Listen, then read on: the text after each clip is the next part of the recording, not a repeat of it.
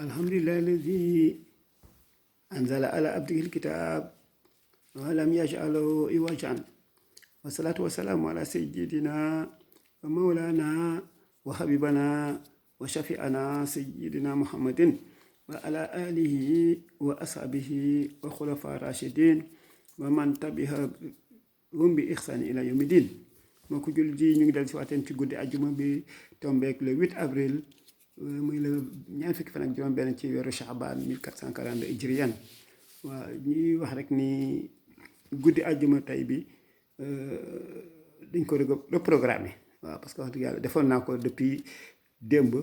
mais pour des problèmes techniques waaw daal y a eu des problèmes. waaw je l'ai refait je vais encore la refaire parce que toujours les problèmes techniques ñu ñaan borom bi subhanahu wa taala que bi jàll. waaw dañuy wax rek tey à propos du ramadan mooy thème bi. waaw parce que nag ñu ngi koy dëgmal. waaw te ñuy wax rek ni di fàttali suñu bopp di fàttali jullit yëpp rek ku ci am boru koor nga fay ko. waaw nga fay ko. waaw kon nag dañuy wax rek ramadan ñëw na ci ñaari saar. waaw shahru ramadan ñëw na ci ñaari saar sinon lu ko ëpp. waaw mais ñaari yi nga xam ne ñoo ci gën a ràññee moom mooy suratu Baqara surat 2 ak suratu Duxaan surat 44. waaw baadu auzu billahi mina sheytaani rajim bismillahi rahmaani rahim yaa ayyuha allazina amanu yéen gaa yi wax ni gëm ngeen kutiba dogaleef na aleykum siyaam ci yéen koor. waaw mooy dogal nañu ci yéen koor. le ramadan vous est prescrit kama kutiba nit ki ñu ko dogalee woon alal lazina ci ñi nga xam ne min xablikum ñoo leen jiitu. waaw ñu njëkk ñi dañ daan woor. waaw min xablikum njëkk yéen la alakum ngir yéen rek ngeen jële ci taxoon la crainte révérentielle ragal yàlla. waaw c'est le verset 183. waaw Allah subhanahu wa taala ordonne à ses serviteurs croyants de jeûner. waaw te ku wax koor rek wax abstention. waaw mooy abstention lekk abstention naan abstention rapport charnel. waaw léegi loolu yëpp nag pour rechercher l'agrément divin. waaw di tout puissant. waaw yàlla bég ci yow. waaw ngërëmu borom bi. waaw dañuy wax rek ni koor du une punition. waaw du tamit yàlla wàcc ko pour créer doomu aadama yi problème wala jafe-jafe loin de là. waaw sinon kay xanaa da ko wàcc rek pour yërmande doomu aadama pour doomu aadama defaru ci. waaw sur le plan spirituel que sur le plan corporel. voilà mooy une purition de l'âme et une révision corporelle. waaw dañuy wax rek ni oto ku ko dawal bu ne nga dawal ko at forcément di nga ko yóbbu révision ñu xoolaat ko. doomu aadama tamit koor loolu tax moom mu ñëw ci moom parce que dafay lekk ci ni ko neexee day naan ci ni ko neexee yu ci bari à l'excès. waaw kon nag koor bu ñëwee rek bon yooyu yëpp da koy defaraat. waaw parce que encore lay dimbale nga repousser les mauvaises suggestions du démon de Satan.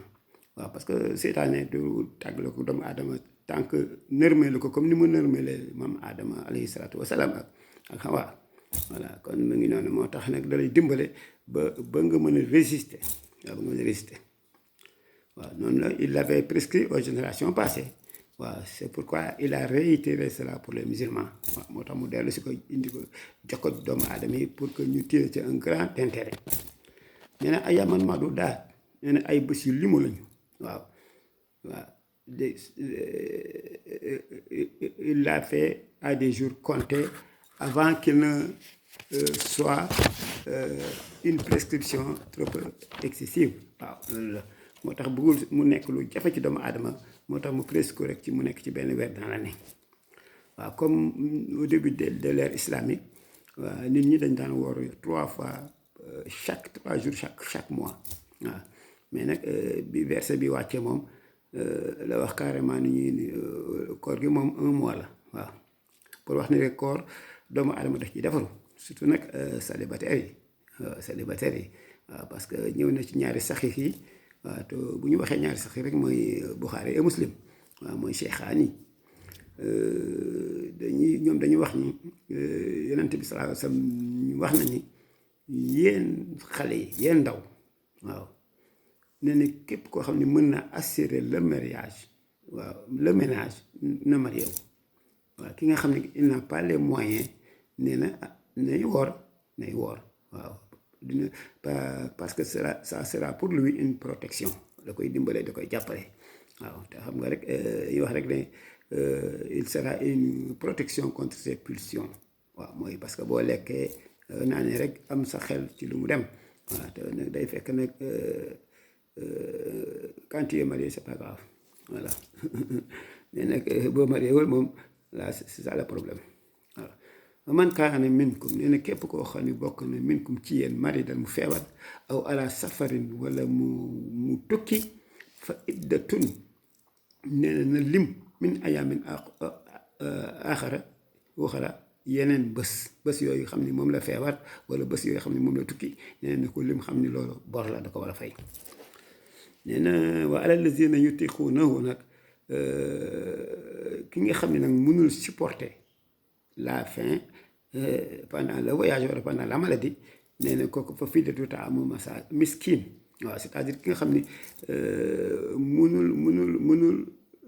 supporter ko woor parce que bu wooree rek sonn waaw wallaay ndeysaan am na ñoo xam ne tamit bu ñu wooree rek mara di taali voilà kon nag ñooñu te nag yàlla moo leen gën a xam seen bopp nag waaw boo tax ko ci nekk rek loo ciy def rek na nga ci ragal yàlla waaw na nga ci ragal yàlla ci borom bi subhanahu wa taala xam ni moom kenn du ko nax ni mën nañu nax doomu aadama yi mais moom kenn du ko nax waaw parce que la ngay xalaat balaa nga koy xalaat sax xam na ko kon nag mu ngi noonu waaw moo tax kooku xam ni mënul amul possibilité vraiment koor day metti ci moom lool ba nga ne li mu doon nee na kooku dafay génn fidyatun ta'aamu miskin nee na dafay génn leele miskin waaw day la nourriture d'un pauvre waaw fa man tatawaa nag xayran ne kenn koo xam ne dafa coobareew waaw xayran yiw ne xam ne rek bon feebar na malgré ça dafay woor tukki na malgré ça dafay woor nee na foo ko wax xayrun lahu loolu yiw la pour moom waaw waaw antasumu nag gis nga li mu ci teg antasumu boo leen wooree nag xayran lakum nee na moo gën in kuntum ta'lamuun boo leen xamoon xam nga mu ngi lay wax ne dafa lay jox ñaari possibilité soit yaa ngi tukki soit yaa ngi feebar bul woor mais soit yaa ngi tukki soit yaa ngi feebar nga woor nee na boobu moo gën waaw boo ko mënee nee na moo gën parce que li ci nekk verset 184 xam nga les voyageurs et les malades sont en exemption waaw dañoo exempté momentanément aux jeunes waaw selon conditions yi nga xam ne moom lañu nekk mais dañuy compter ay bés yoo xam ni yi nga xam ne moom la ñu feebar yi nga xam ne moom la ñu tukki voilà ñu xam ne nag ay bor yu nekk seen bopp la waaw kon nag ki nga xam ne la résident nga xam ne moom mënul supporter corps comme ni ma ko waxee woon ni ñu ko waxee woon sànq vraiment il a beaucoup de difficultés pour le supporter te loolu buur bi xam na ko waaw mu ngoog amul tricherie mais booy tricher sax moo la ko gën a xam voilà kon nag nee na kooku noonu dafay génne mudd chaque jour que Dieu fait mu génne lu muy dundalee benn doomu aadama waaw te xam nag damay wax rek li ngay dundalee doomu aadama boo koy seet bu xëyee war na ndekki bu midee war na añ bu guddee war na reer waaw naa loolu ngay dajale rek xam ni loolu mooy sa mudd boo xam ne mën nga ko génne jox ko doomu aadama bi mais bu fekkee koo xam ne ki da nga koy jox te fekk muy woor waaw xam naa nga koy jox la mu ndogoo wax dëgg yàlla waaw jox ko la mu ndogoo waaw ñu rek indi li nga xam ni moo ñëw ci sourate Duxaan la sourate 44 bi nga xam ne moom elle a été révélée entièrement la Mecque waaw moom Makka la wàcc bismillahi rahmaani rahim miim yàlla moo xam ne mu ci nam wala kitaabul mubiin nee na téere bi téere bu ràññeeku la téere bu bir la téere bu explicite waaw mooy lépp leer ci biir inna anzalnaahu ñun ñoo ko wàcce kan alxuraan fii laylatin ci guddi goo xam ni mubaarakatin bu barkeel nee na kon jullit waa bu nekk rek war na xam ni alxuraan mu ngi wàcc dans la nuit de la destinée waaw loolu moom waaw nee na inna ni ko ñun kunna mundirin ñoo ko wàcce ci xëpp doomu aadama waaw di prévenir doomu aadama pour ëllëg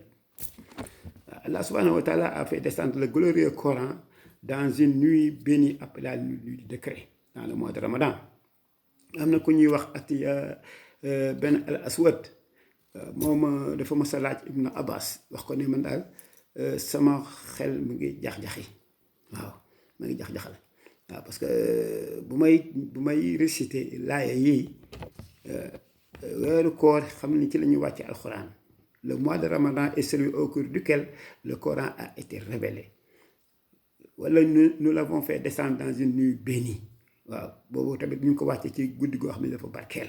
waaw bi ci des tamit ñoo ko wàcce ci guddi décret la nuit de la destinée waaw nee na nag yooyu bu koy jàng si la xolam day jax-jaxi après mu xalaat ni nag alxuraan mi ngi wàcc ci sawaal wala zul hijja wala zul xiqda wala muharram wala safar wala rabia et cetera voilà nee na Ibn Abbas daal di koy tontu ne ko déedéet waaw mu ngi wàcc ci guddi décret bi la nuit de la destinée ci weeru koor ci weeru koor woo xam ne nag weeru barkeel woo xam ni dafa wàcc benn yoon waaw léegi nag muy soog a nag wàcc séparé par les couchers d'étoiles waaw mooy couche le lever du soleil les couchers du soleil rek diggante boobu c'est dans la journée waaw bés bu nekk rek bu fekkee lu war a wàcc rek dina wàcc ainsi de suite voilà léegi nag ñu koy jàng di ko salmodier waaw salmodier mooy di ko jox ton di ko jox tonalité boo xam ne bii ku ko dégg rek kontaan waaw par exemple kuy dégg alxuraan di déglu Mouhamed Khalil al Khusri wala nga dégg Abdou Samad waaw Abdou Samad Abdou Basit Abdou Samad ku koy ñooñu ko leen di déglu mais da ngay sentir ne vraiment tonalité bi ñuy jox alxuraan macha allah voilà loolu mooy salmodier léegi nag loolu yëpp dafa wàcc durant les 6 jours li jaaxaloon aswat nag dëgg moo jaaxal ko ne wax dëgg yàlla moo tax le Coran daal dañuy wax rek ni wàcc na ci juróom benn fan yi waaw parce que yàlla moo wax ni xalaqa samawati wal ardi fii sittati ayaamin waaw xalaqa samawati wal ardi wa baynahuma fii sittati ayaamin ñoo bind asamaan suuf ak li nekk ci diggante bi pendant les 6 jours kon kay alxuraan a ngi ci biir parce que alxuraan c'est une création waaw li mu créé yëpp ci juróom benn fan la ko créé kon nag alxuraan ci juróom benn fan yi lañ ko créé waaw kon nag te boo jëlee 114 surat yi nga xam ne moom la alxuraan bi am nga ne 1 plus 1 plus 4 daf lay jox 6 waaw kon nag 6 jours yooyu mu ñëwaat na waaw nga bala nga jëlaat basmala mooy bismillahi rahmaani rahim 19 lettres la nga multiplier ko par 6 jours yooyu da lay jox 114 versets 114 surat du Coran gis nga ko moo tax amul hasard yàlla lépp da ko calculer ci xereñam waaw ci xereñam waaw ñoo dul comprendre mais moom lu ne rek am na lu mu créé par rapport à une autre chose voilà moo tax nag léegi nag alxuraan bi ko yàlla créé da ko bàyyi lawhul mahfuz mooy la table gardée waaw c'est un tableau électronique rek waaw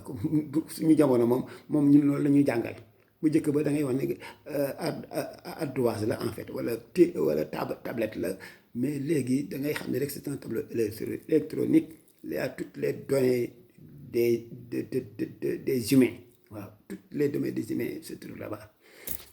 kon nag te loolu yomb la comprendre parce que jëm xam dem na ba nit ñi xam nañ ne loolu lu am la waaw léegi nag mu jógee bi mu ko créé bàyyi ko lawhul mahfuz yonent bi sallallahu alayhi wa sallam nag bi nga xam ne son avènement mu war a ñëw nag mu wàcc ko baytul izza waaw mooy la demeure de la gloire waaw mooy kër gi néeg bu tedd bi voilà mu daal di koy tamit mooy baytul maamuur tamit voilà mooy bi kaaba bi si proposé moo kaaba bi nekk à la Mecque voilà léegi nag muy alaay di wàcc crescendo ndànk ba ko rek muy egsi ci ñu koy wax ni al yawma akmaltu lakum diinakum ñu xam ne émission bi jeex na voilà parce que tamit loolu ñu ko yónni woon waaw léegi moo tax ni mu ñëwee ci surat Isra yi surat 17 verset 106 dafay wax Qur'an faraqnaahu ñoo ko fragmenté mooy ñoo ko def ay pàcc bu ñu neexoon ñu wàcc ko yëpp jumlatan mu nekk ci xolu yonent bi sallallahu alayhi wa sallam mais nag yàlla moom ñu day fonctionner nu ko neex rek lay yafalu maa yurid nee na di taqaraw nee na loolu da ko def nag di taqaraw pour nga jàng ko ala naasi ala muksin waaw nga koy jàng doomu aadama yi di la dégg nga koy def lentement nag ndànk ñu koy sirote voilà kon nag wa nazalnaahu te ñoo ko wàcce nag tanzila graduellement waaw graduellement mooy comme noonu mu ko créé pàcc def ko ay pàcc noonu la ko doon wàcce pàcc waaw lépp lu événement bu xew rek yoo xam ne yonent bi muy sallallahu alayhi wa sallam mi ngi jànkoonteeg l'humanité rek verset ba wàcc voilà kon nag ñu ngi ñaan balaa ñuy tey rek suñu benn mbokk ñu dëkkal fële waaw dafa ñaanal gorom yaa papa yi ki ne Thiam ñu ñaanal ko yàlla parce que dafa wàcc liggéey yàlla na ko yàlla yërëm yàlla na ko yàlla jéggal yàlla na ko yàlla xare àjjana yàlla na ko yàlla yégal si yenn fi daw si barakati bi sallallahu alayhi wa sallam moom ñu ma fa fekk ñëpp ak ñi ko fay fekk waaw te loolu yàlla yomb na ko allazina yastami'una al-qawla wa yattabi'una ahsanahu ulaika allazina yastami'una al-qawla wa yattabi'una ahsanahu ulaika allazina hadahum Allah wa ulaika hum ulul albab albirru la yabla wa zanbu la yunsa wa dayyanu la yamut if'al ma shi'ta wa kama tudinu tudan wal aqibatu lil muttaqin fi amanillah. waaw maa ngi jéggalu rek balaa may gis nga maa ngi ko tey jéggaluwaat rek ne vidéo bi moom macha allah dafa tëj bi mooy dernière guddi àjjuma bi avant le ramadan parce que ramadan bi moom bu ñëwee macha allah tamit on observe une trêve waaw pause waaw njàng bu nekk daam àllarba kon nag mi ngi noonu nga xam ne ngeen xam rek ne bii mooy mujj bi defoon naa ko démb defaat ko ce matin mais mu të gis nga ko mu të waaw pour des problèmes techniques mais am naa yaakaar ni bii incha allah dina mën a jàll kon nag fi amani la